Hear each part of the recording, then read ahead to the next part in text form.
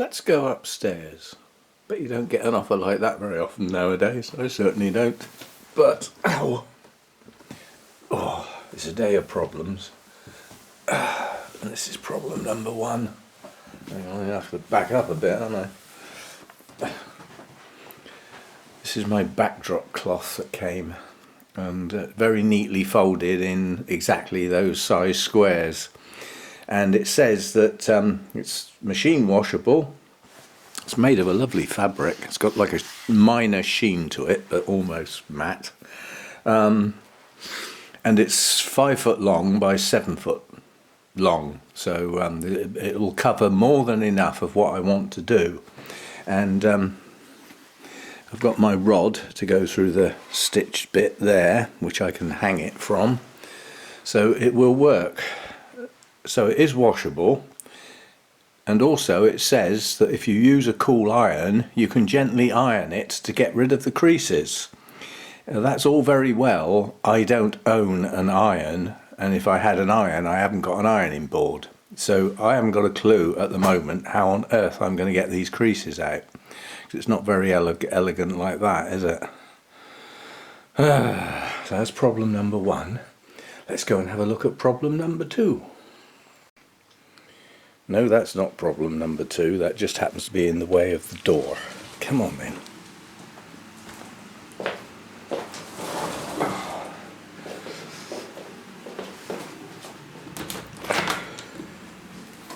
Now we had a look at the stuff that was round in the carport that needed to come round here. Ow! Which it did. So the timber and a few pots, they don't matter. Those are going to make some bonsai benches or bonsai staging. That'll all be legs, basically, and I'll get some sort of plank type timber to actually make the bits that the bonsai will sit on. All that's been planned and is in hand, because basically I don't like my bonsai on these things. They just don't look right to me. You know, they're orchid shelves really, and I've got enough orchid shelving. They do have 2 orchids on here. We haven't looked at these for ages. Let's just do that, because this is a sort of semi-orchid video.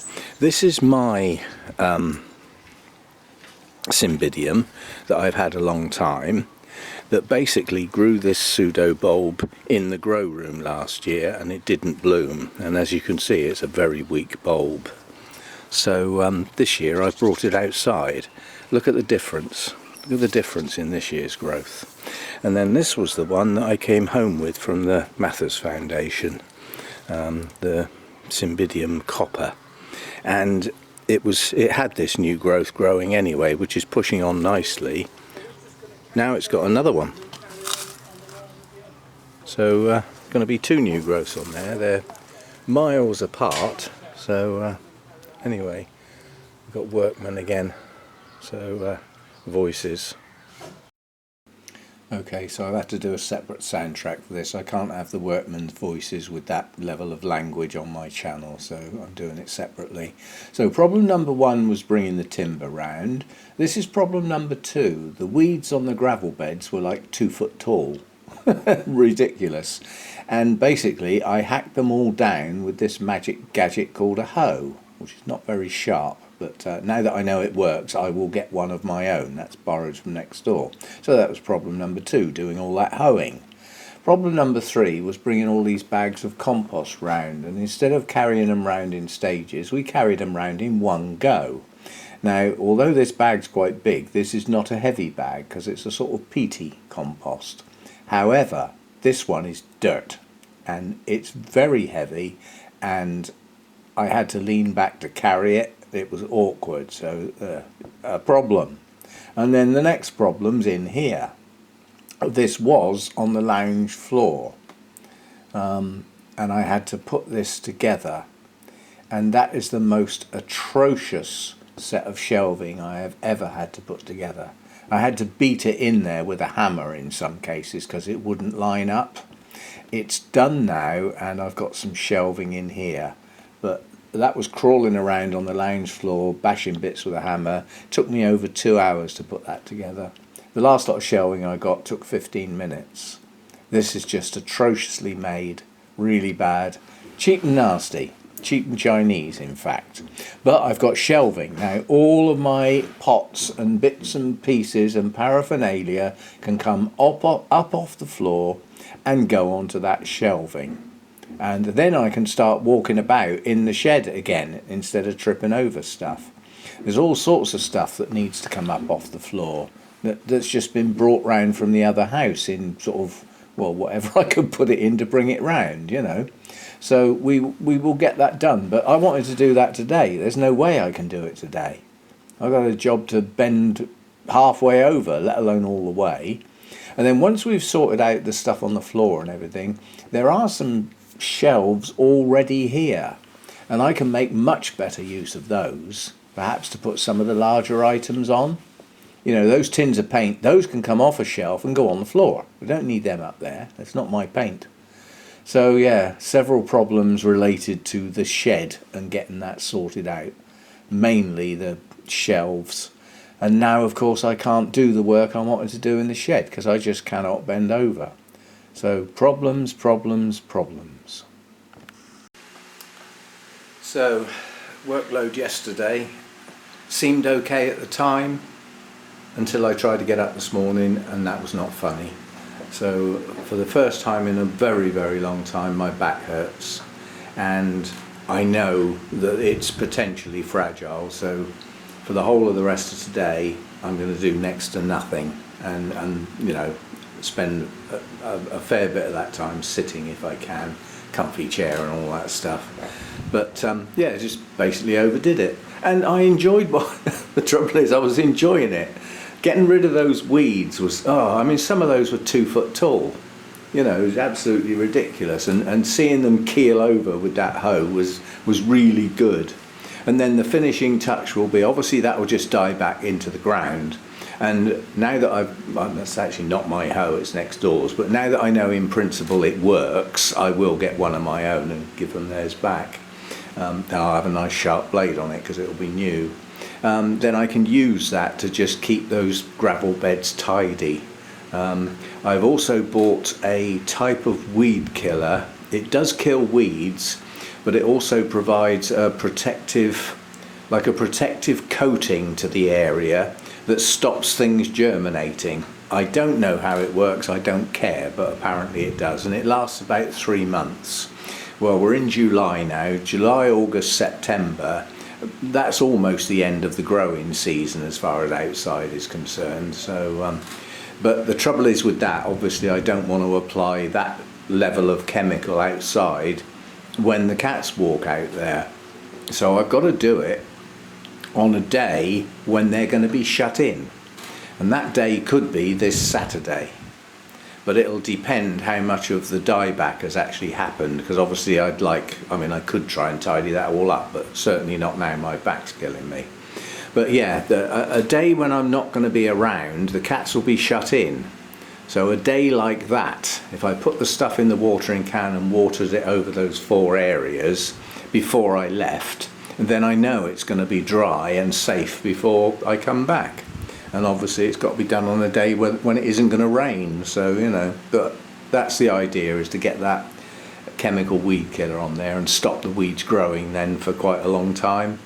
And then the paths can be kept clear and that area will look nice and tidy, because it just looks so scruffy with all those weeds. So and then the next thing I've got to do as far as the garden is concerned is clear up this corner, because it's basically dead leaves and soil's come down off the bank and covered up. I mean, you can see where the paving slabs go to.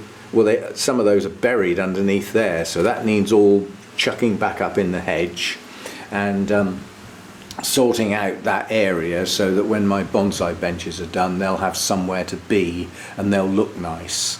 So that's to do. But certainly none of that's getting done today. In fact, I was going to do a bit more repotting today, and I'm not going to. I'm just going to leave it at that. I'll put this video together and we'll leave it at that, and we can end on something that I class as a real positive note.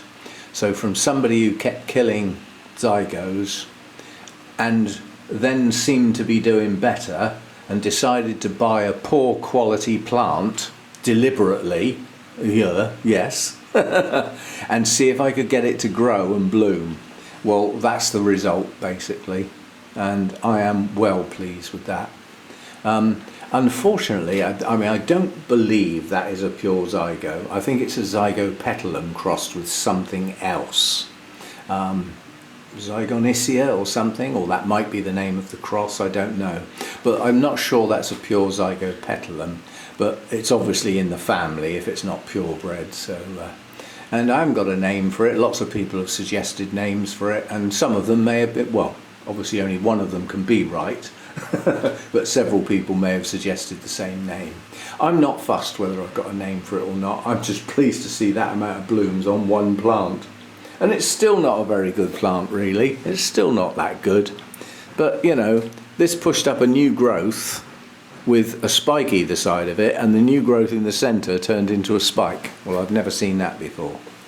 So, yeah, well pleased with that. And I will leave it at that. And I've got an Orchid Society meeting on Saturday that also involves a committee meeting prior to the normal meeting. So I'm out of here about 11 o'clock in the morning and back about 6:30, 7 o'clock. So I doubt if I'll have a chance to film anything on Saturday, unless I can do something on Friday and sort of load it in the morning before I go. That remains to be seen. So thanks for dropping by. And yeah, day of troubles. Self-inflicted and not realised at the time. I now need to know that work in the garden and the like needs to be done with care.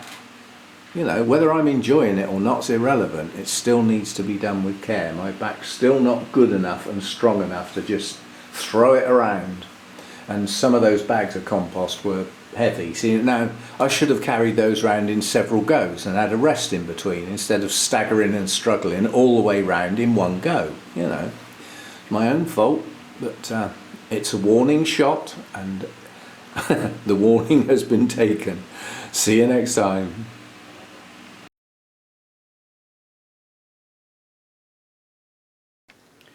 And the bit on the end, although in this video, is not for this channel.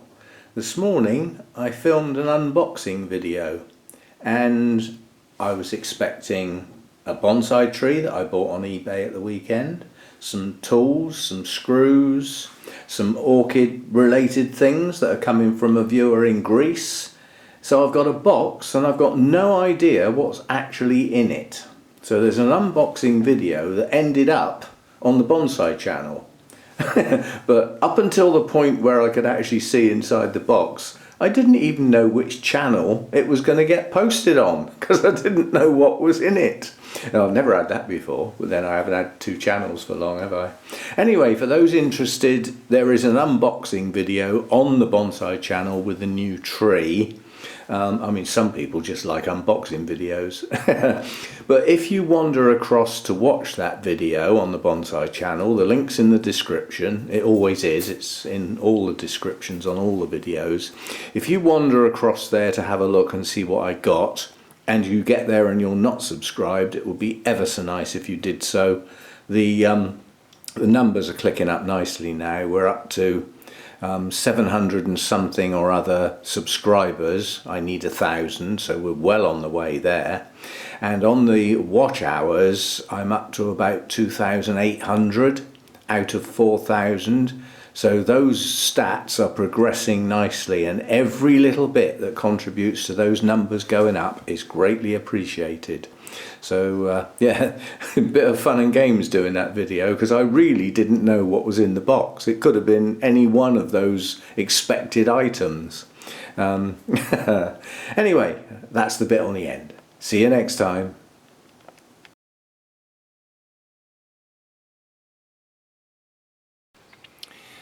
And now we have another problem. With the excavations and works going on the other side of this fence, the workmen have managed to unearth an area at the end of this fence, leaving a hole. So we now don't have an escape-proof garden for the cats. So what I've done temporarily is I've gone round to the skip and just grabbed a piece of wood that I can jam into there and block that off. So, I mean, the cats are old now. They're not going to try and jump over there. I don't even think Elvis knows it's there, but Mojo does. Mojo was gone the other day. He wasn't in the bushes. The side gate was shut, and he wasn't indoors, and he wasn't in this garden. I couldn't work out what was going on. Well, now I know. He'd obviously escaped out that hole. Now, that's a world of adventures for a cat, but I know for a fact that via that route he can actually get to the main road, and we don't want that. That's the whole point of choosing this place, was that it was safe for the cats. Now we've got to look down the other side of the shed.